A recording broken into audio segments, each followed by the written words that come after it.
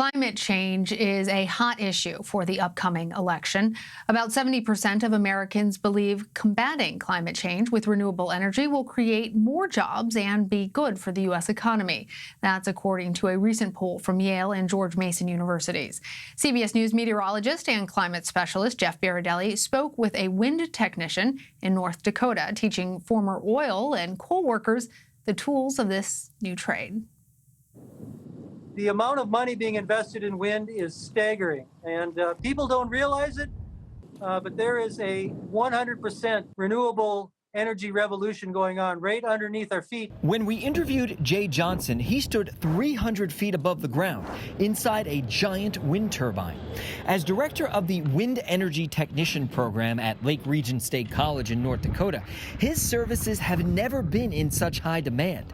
That's because in the past 10 years, renewable energy generation has more than doubled, while in the past year, oil and gas extraction in the Bakken oil fields of North Dakota, once booming, have gone bust. These erratic cycles are common for the fossil fuel industry, which is at the mercy of the markets. There's just no action. There is no drilling. In North Dakota, I think a fair number to say is there's at least 10,000 unemployed oil and gas people. A pandemic-induced plummet in oil demand, as well as international price wars, have devastated the industry.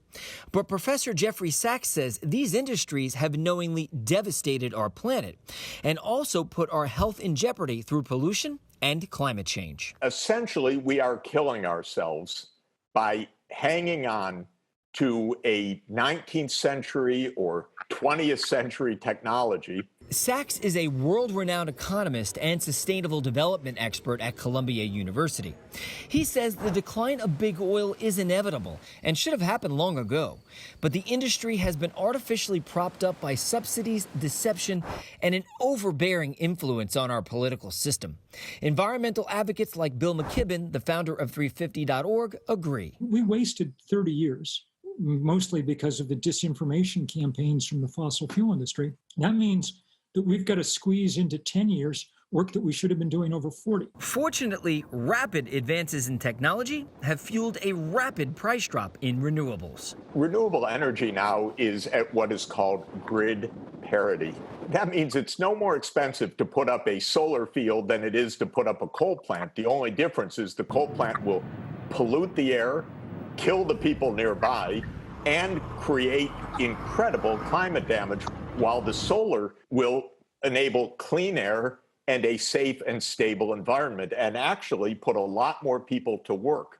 We need good jobs, and we need a lot of those jobs going to the communities that were most devastated by the old way of doing things. It turns out the same skills held by fossil fuel workers give them a leg up on jobs in renewable energy.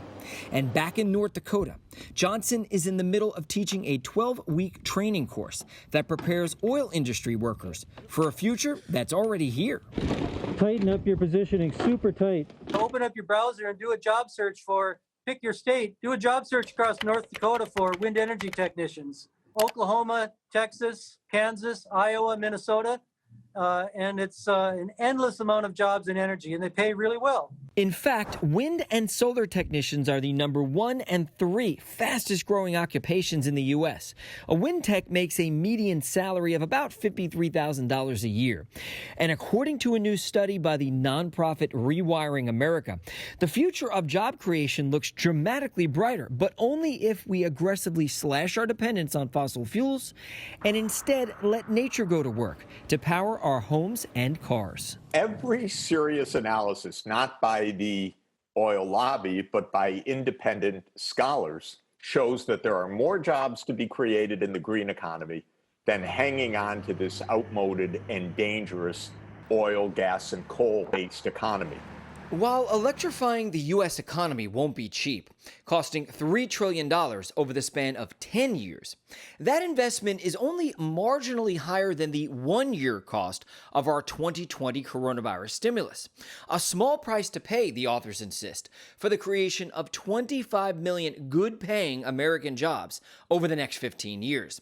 A sign that as one door closes on opportunities of the past, another door is opening, spurred by a renewable revolution. They could be the leaders in building the new green economy. This is exactly a heartland issue for the United States. A lot of the folks that are going to benefit from wind and solar energy are in the red states. That's where the jobs are. That's where the wind energy is. It's just free money flying across the sky. Jeff Berardelli, CBS News.